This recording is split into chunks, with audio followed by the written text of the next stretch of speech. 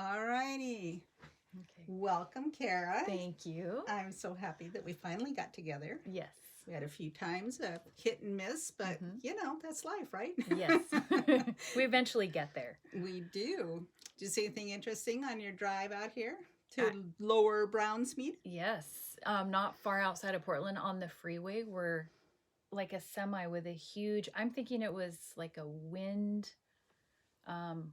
power propeller. Like it was so long, probably 5 semis in length, but just being pulled on. We saw several of those. That was huge.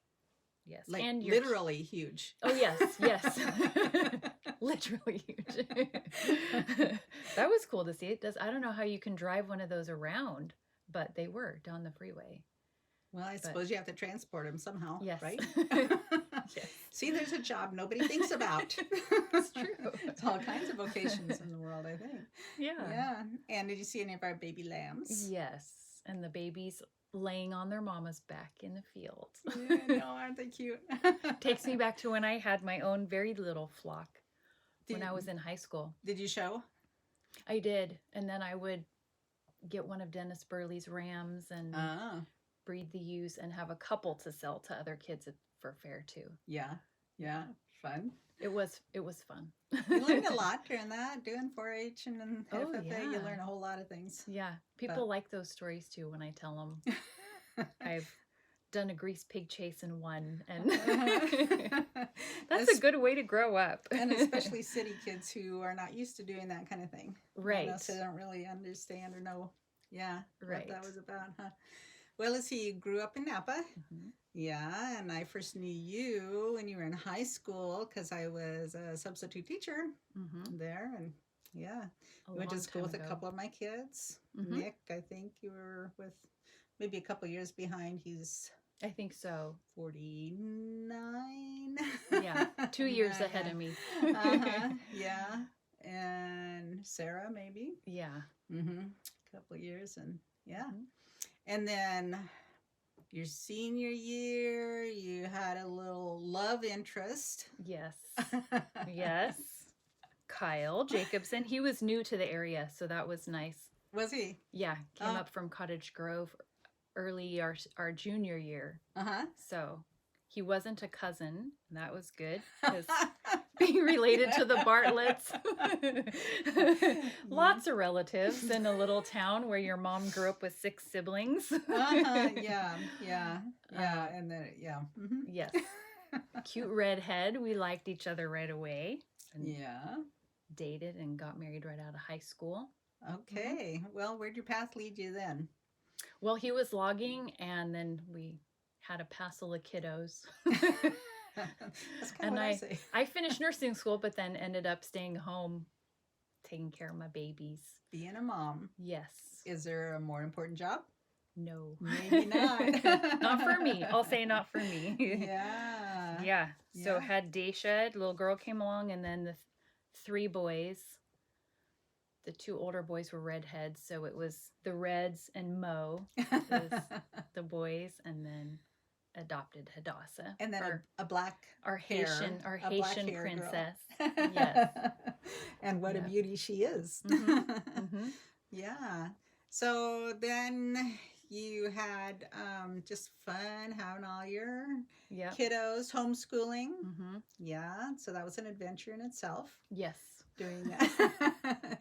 Learning the ropes for homeschooling. I admire people who can do that. I'm not sure I could have done that. But you did teach other people's kids, a lot of them. Teach a lot of other people's kids, but my own, I think we'd have been doing a bunch of headbutting. And I don't know whether I would have made a very good teacher for them in that sense. Yes. I think there's other things they've picked up from me over the years. But, for sure. And that. And then you had kind of maybe a change in family dynamics. Yes. What happened? Yes. Well, in 2008, Kyle was diagnosed with Huntington's disease and then not able to work anymore, early 2009. And it's a rough brain disease that just slowly progresses and is always terminal. It's rather slow. So people often have, 10 years or 15 years. Mm-hmm. But that was really difficult in a lot of ways because the kids were little. There was 5 of them, and then he was home and needing help with things, and then it was like having 6 kids in sometimes. yes. Well, it's so this is a how does it actually describe Huntington's more? What happens? Well, it is genetic. But it's kind of unusual because there's no symptoms, and then it's usually midlife when symptoms start, and they're not sure why. What type of symptoms? Well, it affects the brain. Let's see, at a very basic level, if you took an MRI of the brain, it's slowly sort of shrinking. So there's gaps, and then the brain, it controls everything for us. So intellect, there's a decline in intellect, there's dementia, mood stability, neurological goes away. Yes. And then our brain tells our body what to do for us. So coordination is affected, and strength, and everything is just on a slow decline in every area. So besides having having to learn a new way to deal with things and whatever, then that you had to learn a new way to be a wife. Yeah. That was really challenging because so many things were out of his control that were very difficult. Changes in his personality and his behavior, and it's obviously super frustrating for him. So he became quite like a different person, and sometimes aggressive and not very nice, and trying to be honoring to him and love him the best I could, and then also love and protect kids. It was it's a different hard balance. Difficult balances. And I know when Howard had the brain tumor, and he would get angry, and it was how to protect your kids from that, but still make a way for dignity for my husband, because he's still trying to be the man of the house, and slowly losing the things that make him feel like a man, being able to work and drive and do work outside, and losing all of those things. So I mean, largely honestly, I just tried to be the peacekeeper, to just try to work hard every day to do whatever would keep the atmosphere in the house calmest for everybody. Did you feel like you had to be a certain person? Did you have like I don't know, I think sometimes you have voices from the outside that tell you, I've got to keep my house in order, I've got to get my kids to church on time, I got to do at first I this did and that. But at first I did, because I was real active in church and playing keyboard and singing, and I had always loved to be involved in those ways. And I remember getting to a point, and even crying about it, and realizing it was going to be best for my family if I just basically gave up all the things that were kind of mine, which wasn't even a whole lot of things when you have 5 little kids, but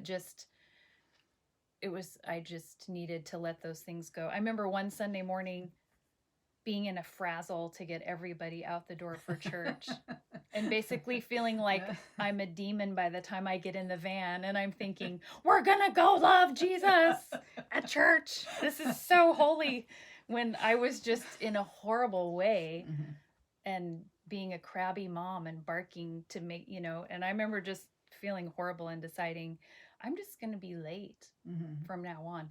I need to accept that that's a good possibility, and that's okay with me, and decide to just kind of be okay with things, because fight it as hard as I wanted to, it wasn't necessarily going to fix it. So just to kind of find a contentment in that, and not not hold myself to that standard, and even in that, sort of just find make peace with that. Mm-hmm. It's okay if we're late. That doesn't hurt anybody, and we'll have a pleasant morning. We might get there on time, we might not, but we'll all be happy and it will be And life nice. will go on. Yes. And to have no obligations. I'm Mm-hmm. not letting someone else down. It's not like they're Yeah. expecting me to Yeah. do something for them. Yeah. And a part of it, I think, is trying to make a switch in your identity. Mm-hmm. You know, because sometimes those things that we do are who we see ourselves as. You know, I am filling this need, or, you know, I'm musical, I can do this, and not everybody can, or I'm really good with kids, or I'm really good at whatever it is like that. And then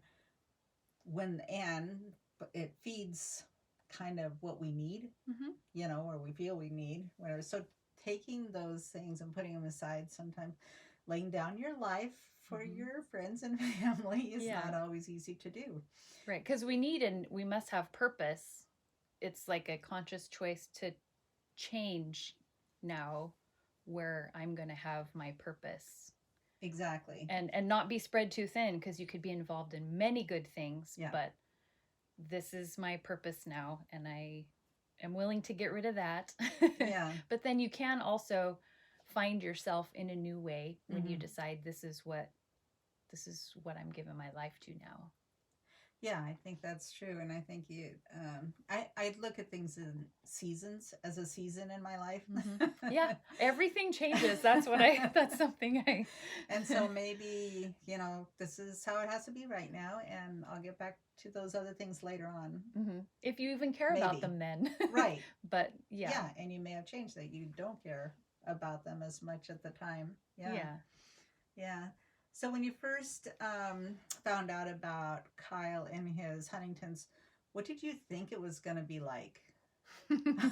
Well, like the movies, you know, where you're so in love and they're like weak and peaceful and calm on the bed, and you're serving and helping, and they're grateful, and everything's lovely. I mean, there was a little bit of that, oddly enough, to just think, just to think it would be, I think, easier. And even if someone had told me ahead of time it would be that hard, I don't even know if I would have believed that, and I don't think it would have been helpful to know. I mean, really, would you have wanted to know ahead of time really what everything was like? No. And there is a graciousness in that it is kind of slow progressing. I mean, and then for better for worse, it does change, but it's, you know, just a lot of adjustments over and over. But no, I don't think we usually can guess or accurately picture how something difficult will unfold.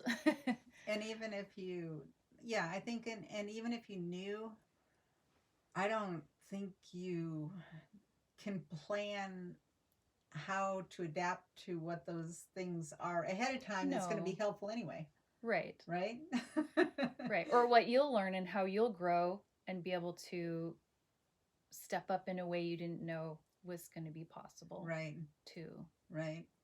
And so then, without that being enough in your life, then you found out that some of your children had it too. Yes. So 3 of the 4, obviously biological kids, have gotten it early in life, which is very rare.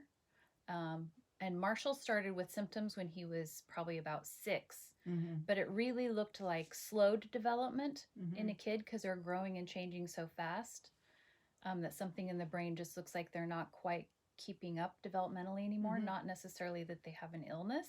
So it seemed like Asperger's or something at first. But obviously it was not. So he was about 6 when I started noticing things, and he passed away in August 2020 at 16. So that was a long time for him. And Bodine is 21 now, and he's on hospice, but we take care of him at home and have some nurses come check on us from time to time. And then Daisha is 26, But she's still holding her own in a lot of ways. She lives at home with us. Mm-hmm. Um, but yeah, she's holding her own right now. Yeah. So I don't imagine it gets any easier. no, no, it doesn't. But I think I get more sure in God's faithfulness to me Mm-hmm. and all He's brought me through already, that I think it looks less daunting looking forward Mm-hmm. than it used to. Mm-hmm. Or when I have a day where I'm really grieved, because it still kind of hits me Yeah. in a wave sometimes out of nowhere, is what it Yeah. feels like. Yeah. Like it still hurts so bad, but even in that moment, I know I've had a lot of those days. Mm-hmm. So I know tomorrow will be better. Mm-hmm. So I can almost accept it a little bit and go in my room and shut the door, whatever I need to do, and have a day. But I have that hope because I've gone through them, and I know there's the other side. So I know there's the other side coming. So in some ways, it does get easier. In other ways, certainly not. Probably in the way of hope, it gets easier to have hope. Yeah. Even though it doesn't hurt less. If that makes sense. And I think it does. It makes total sense. And I think just taking one day at a time, right? Get through one day at a time and see. But you had something really fun happen in your life. Yes. Recently. Yes. I got to be a bride again at age 46. And that was 15 months ago. Was that even in your scope of believing? No. No, I wasn't looking at all. I was open if that was going to happen, but it wasn't going to happen because I wasn't looking, right? It was like... Even though you probably said, well, God, if you're going to make this happen, just make it happen. But then it's like, oh, yeah, you're going to make this happen? But of course that would be impossible. So we'll just leave it at that. Because all things are possible. Yeah, it's turned out to be that way. Yeah. Well, so we had sort of a chance meeting, you would call it, and long distance, because he was in Northern Washington, long distance texting and phone calls. Through a friend? Well, I actually... A friend of a friend? Well, he was youth pastor at my sister's church. Oh, okay. And I have nieces and nephew who were in his youth group. Oh, okay. So I went up and visited my sister just 2 weeks after Marshall died. And also had an Airbnb and some rest time up there, which was really nice. That my brother and parents made happen for me. And I went to church with them, and there was lots of crying still for me, which is all fine. But I met Ariel, my husband, there, and it was rather brief. But he reached out on Facebook, and we just didn't stop communicating. And I got married 10 weeks later. Fast friends, and it seemed right. It was. And he's, oh goodness, he's like everything that I'm not, in a good way. For sure. Yeah, he's a goer, lots of energy, great ideas. Probably left to my own devices, I would be very happy to be a hermit at home and never go anywhere. Which that's fine in some degree. So I kind of make him slow down a little, and smell the roses and take a rest, and he gets me out. So yeah. And he takes some pretty cute pictures of you guys. Oh, yeah. Then just tell me, you have to tell me about this. I mean, watching him take an ice bath, what is that about? Ooh. Well, yeah, I haven't done that yet. I put my legs in it. Well, he has workout equipment in the garage, He likes to exercise, and he'd seen videos about the ice bath, and he was like, I want a tank to do that. And I was like, okay. You got it. I think it has good medical benefits. It's a bunch, scientifically proven. I think even for him, it's almost more mental. Like he really doesn't want a challenge. Yeah, he doesn't want to get in. So is he gonna take control of his own self and make himself get in and overcome that, you know. And that's good for all of us to do. And so he likes to do that with. I'm hoping I can maybe in summertime when I'm not already cold beforehand be like hot and then get in and get cold and then get warm again. But I don't know. I'm like, kudos to him, and I'll cheer him on and time him. But my daughter Emily started taking a dip in the river every day. Oh. Through the winter, and even if it's snowing outside and whatever like that. And she's gathered a group, has some groupies that go and do it with her. It's kind of like, okay, yeah, no thank you. Yeah, well, kind of not on purpose. Part of my black belt training, we did a camping trip and had to get in this mountain creek and then recite some stuff we had memorized. So I've a couple of times done a similar thing. Maybe not totally on purpose. But yeah. Tell me a little bit about doing your, what, is Taekwondo or is it? Yeah. So September last year, I tested for my 3rd degree black belt. And that was like a 9-month commitment of how often you train. And there's additional trainings outside of the dojo, written work, memory work, interview some other people, see what you can learn from them about the success they've had in their life and how they got there. So there was a lot involved. And actually, I think the best part for me was I started that training right after Marshall had passed, like 4 months after. And actually right after I'd gotten married, my instructors were like, you should do this year. Yeah. We're going to be able to do it because COVID, we had to wear masks and space, but it was open, you know. Yeah. And my husband was like, honey, I really want you to be able to do this. And I said, it's a lot. Yeah. I will be gone 3 times a week at least, you know. And he said, I will do whatever needs to be done. If you want this, I want you to do it.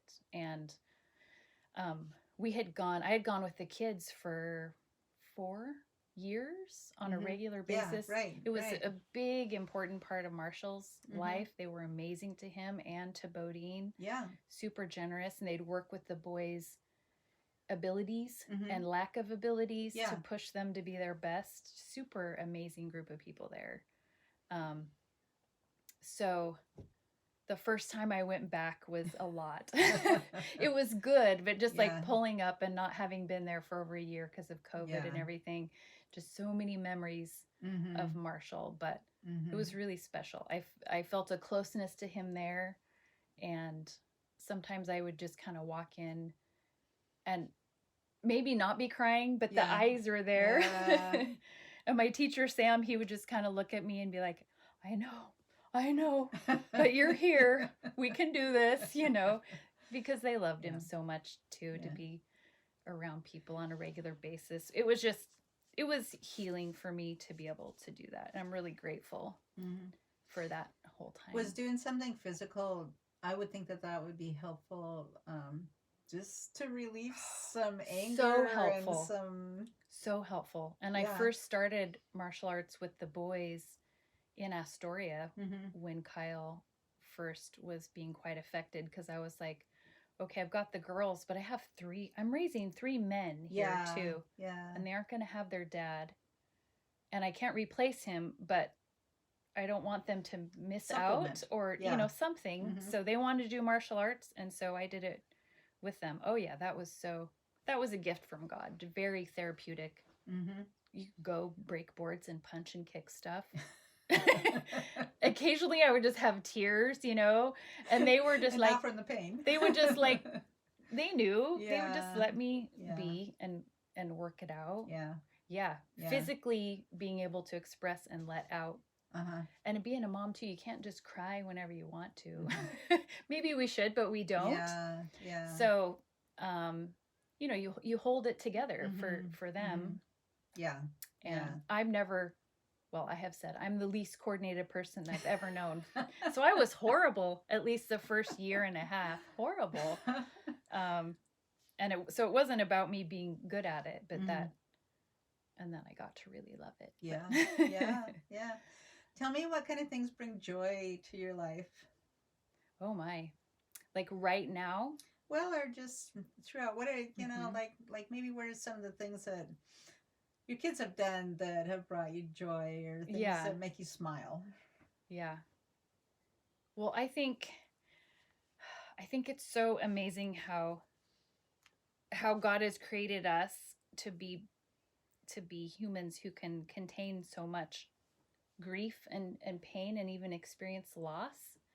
And then also to be able to experience such joy at the same time. Mm-hmm. Like this world is such a beautiful, amazing place God's given us. Um, but then there's also sin and hardship and illness and everything else that we deal Mm-hmm. with. But that we can contain both. Mm-hmm. Yeah. And it's Mm-hmm. such a gift.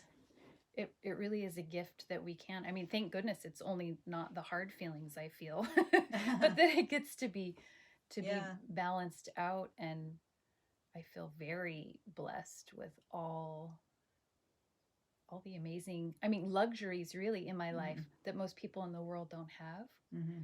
and that my kids are insanely clever and funny Yeah. and enjoyable, Yeah. and friends who are, and now a zany, corny husband who I love to death, who makes me laugh every single day.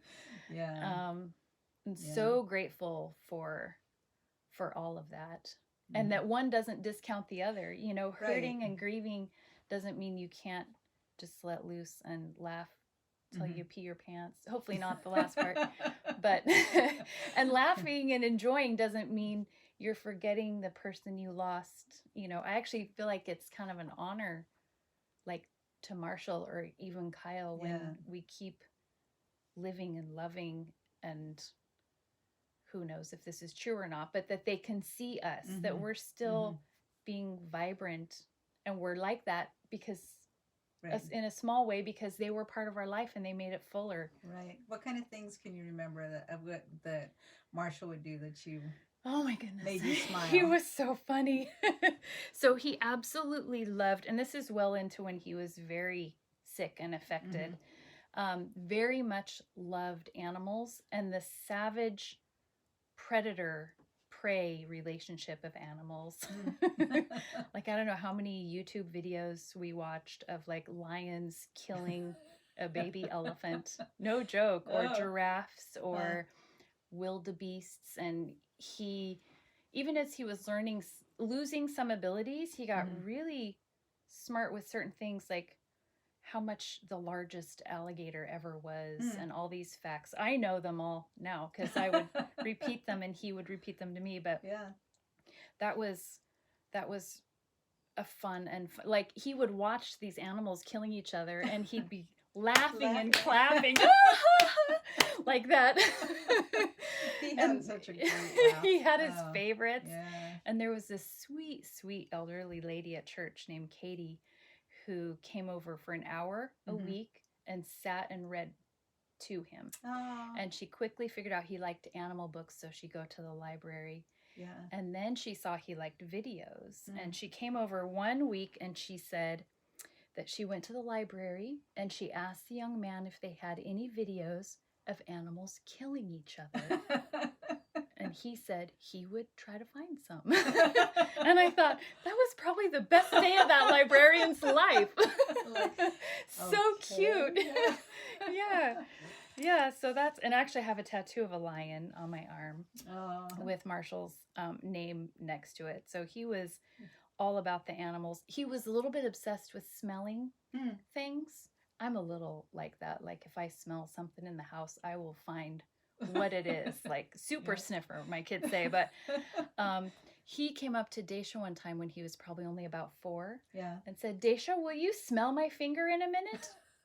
And she You're said, going, "No." And he was like, "Oh," and he walked away.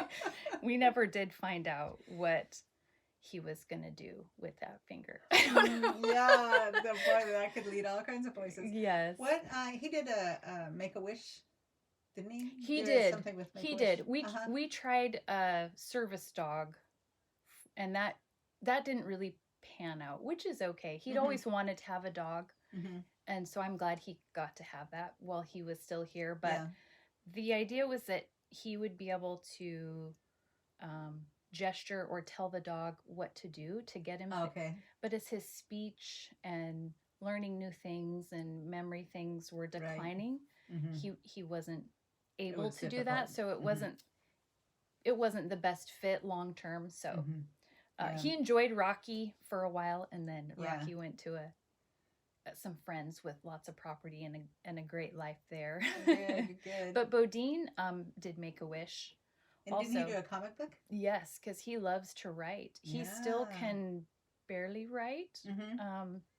Still likes to do that a little bit, but he'd written a story called Backpack Boy, Mm-hmm. and Make-A-Wish and Dark Horse Comics connected him with one of their artists and a scriptwriter who took the novel and put it into script bubbles for the comic. Yeah. It's amazing. I have many also. So if anyone hearing this, I don't know if you have access to my address or something. Yeah. We'd love to share it. I would send it to people if they would like. I can put a link in there. If they would like to enjoy having it's comic. Great. I ordered it's a copy. It's so funny. And it is. It is. And that was a huge gift because communicating's really limited for Bodine now. He gives us a thumbs up or a thumbs down to yes, no questions. And most days that's the most he can do. But he can play cards. Yes, he can. He can. But like and he's so creative, like having a tangible, having that comic book that's his. And he can still share that with people. Yeah. And people have something they can talk to him about. It's really huge. Yeah. A real gift. Yeah. And it is hard, I think, to know when you don't live with that all the time, to know how to react to other people. What do you think? What do you suggest to people that's the best way to like interact with someone like to interact? Yeah. Well, I mean, if the parent is there, because I mean, I've grown a lot. You know, before my boys, I might see someone in a wheelchair or nonverbal or something and think, I would try to talk to them or know them, but I don't know what to do or say or, you know, and now if I see like a kid or anyone in a chair or something and someone, I'll ask the person with them, I'll just say, I would really like to meet your wife, or is this your granddaughter? I'd really like to meet her. And so far they just smile and say, sure. And I just get on their level and I introduce myself. Most of the time they don't say anything back, but I just talk to them. Some of them light up real cute, but when people do that for my kiddos, it means a lot. Right. And sometimes that's all that it takes. And even if Bodine isn't able to respond, I know that he likes it. He doesn't dislike it, because if he doesn't like something, he'll let you know. You know, but just that interaction, someone talking sweet and pleasant, and you know, if you don't know what to say, you can talk about the weather or tell them something funny that happened. That kind of interaction is not that hard to do and can just be really sweet. Or even just in a store, we took Bodine to Lowe's in his wheelchair the other day, and someone walking by just looked right at him as he went by and said, hi. And that was all. And you know, it's nice to validate that you're right. human beings. And to not need a response. You know, people may or may not be able to do that, but I appreciate it a lot when people reach out like that. You know, when I've seen Daisha on Facebook too, she's always so happy and smiling, and what a gardener. Yes. Great gardener. But what other kind of fun things does Daisha do? I saw her trying out some new foods. Oh yeah, she does. She loves to eat, especially red meat. She'll tell anybody that. Yeah, she loves being outside. She always has. When she was little and she would get attitude with me, you know, 6, 7 years old. I would make her go outside and walk around the house like 10 times, and she'd be so mad. She'd just be out there stomping, and then she'd get a little slower, and then she'd pick up a flower or whatever, and then by the time she came in, she would say, "Oh, Mom, I feel so much better now. Thank you for having me go outside." And then when it happened again, though, the next time she's stomping till she, so that's nice. Fresh air. Yeah. helps her really a lot. And she's always she's pretty clever with photography. Mm-hmm. Oh, yeah. If there's a nice sunset, or she finds unique things. Like, I just don't see them the same, like something growing out of a crack in the sidewalk, or an old clothespin, or yeah, she's creative that way. And up until recently, she had a hay bale with a plastic bull head stuck in it and a bull mop tail, Ariel, stuck in it for her. She would pull it into the driveway and practice her roping. Oh. She's actually really good at roping, and had worked on a ranch in the past with Grace Audio. Yeah. To go out on a horse to get some cow with an eye infection to treat it or whatever. And so she's really good with roping. Fun. And that's been kind of fun. Yeah. She puts on her boots and her cowboy hat and country music on her phone, and would go in the driveway, and and the neighbors, because we're in Portland in a neighborhood, would walk by and then stop and look. Which there was a lot more people walking during COVID, so some people would talk to her then. Yeah. So that was kind of fun. What about Hadassah? What are some fun things about Hadassah? Oh, goodness. She's super creative. She's very musical. She's an amazing drummer. Oh, really? And she does pretty well on the ukulele. And she doesn't say she plays keyboard, but she tinkers. So she seems like she easily does well at almost everything she tries.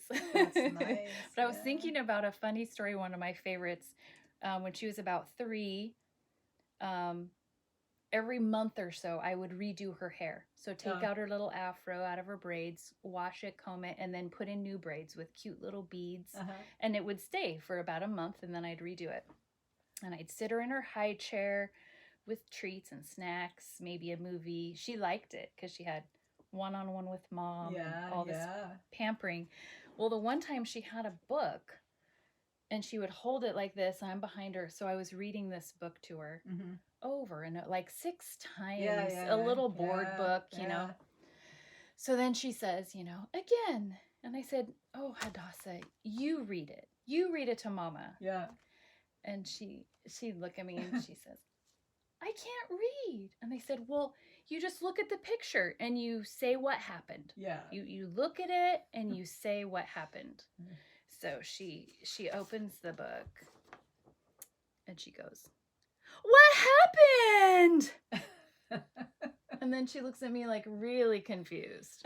And she turns the page and she looks at it and she goes, "What happened?" And she looks at me again like, "This is not." And I was like, "Honey, you don't say the words so what happened." Literal. Yes. She was she's so funny. Yeah. Or she woke up one morning and Daisha had just woken up and they're kind of cuddling on the couch, and Daisha says, "I love you," with her morning breath, and Hadassah goes, "Did you eat poop?" So that's another one. Next time Ed has morning breath, ask him if he ate poop. Yeah. He'll be looking at me like, "Oh, yeah." She's my. Always been funny. Well, it is those moments of joy, isn't it? That just kind of helps take you along on the journey. Yeah. And my kids have loved to remember these stories. Like I mentioned, I was going to share stories, and then people had ideas for me, and that was even fun. Just to do it, to reminisce. And Any others you'd like to share before we end? Oh my goodness. Maybe just this one. I mean, I have too many, but I think this one's especially funny. So it would have been at the time my stepmom. Oh goodness. No, that's silly. My mother-in-law's dad had passed away. And so we were going to go to his funeral. It was Whitey, Grandpa Lloyd. And we're close family, so we're going to need to be way in the front, you know, first or second row.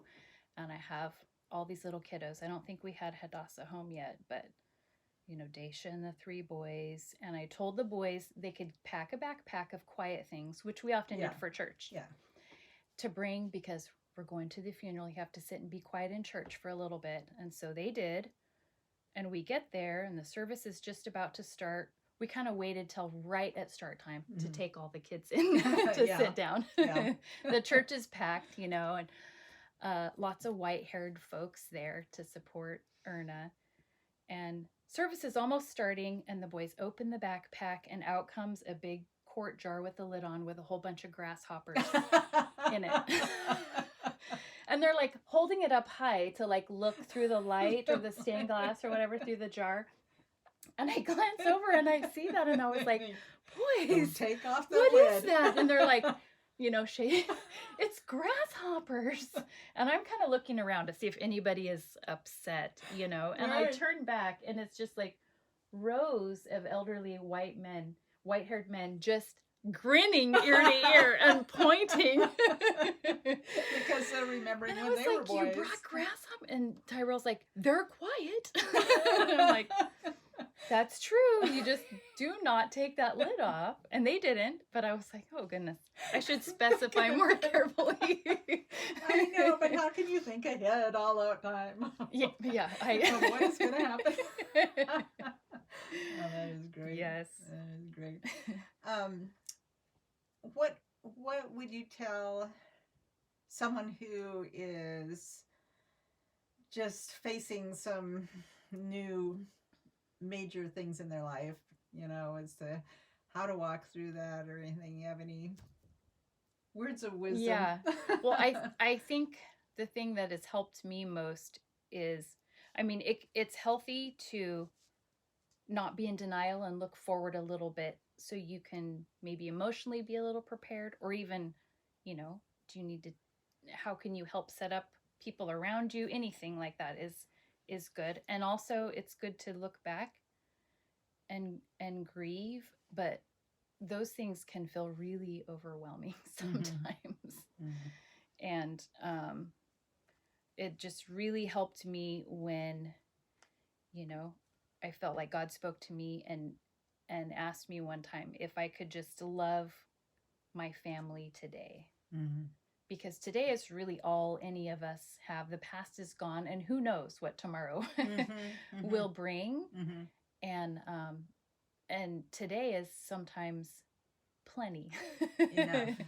Can be full, maybe hard things, maybe great things, but all we really need to face and have strength for is today. And that can be, sometimes when I'm starting to feel overwhelmed, I still have to remind myself of that. Sticky notes. I don't have to carry the things from the past more heavily than they need to be carried. And it's too sad to think of future things to come, or imagine how difficult it may or may not be, and that's not helpful. And maybe it's, you know, in your imaginings, it's not going to be as bad as you think it's going to be. What did they say? I mean, like, who knows? 95% of the things we worry about never, ever happen, or like, So it's, you know, and for sure, I mean, not to preach at anybody, but for sure, you know, knowing Jesus and having the Word of God gives me a huge amount of hope, because I believe with all my heart there's a heaven, and Kyle is there, and my son Marshall is there, and my kids will go there, and I will go there. And the amount of hope and peace that gives me is not replaceable by anything else. And I'm so grateful for that. And so happy for my son, just to know he's in perfection, and that I miss him like absolutely like crazy, but that he's great. That really gives you peace. Oh, for sure. All right. Well, Cara, thank you so much for joining us today. This was fun to catch up with you beforehand and everything too. I miss playing on the worship team with you when you were with your flute. Yeah. We'll have to do that again sometime. Who knows, you know? Where our paths will lead. So, yeah. All right. Thank you. Yes.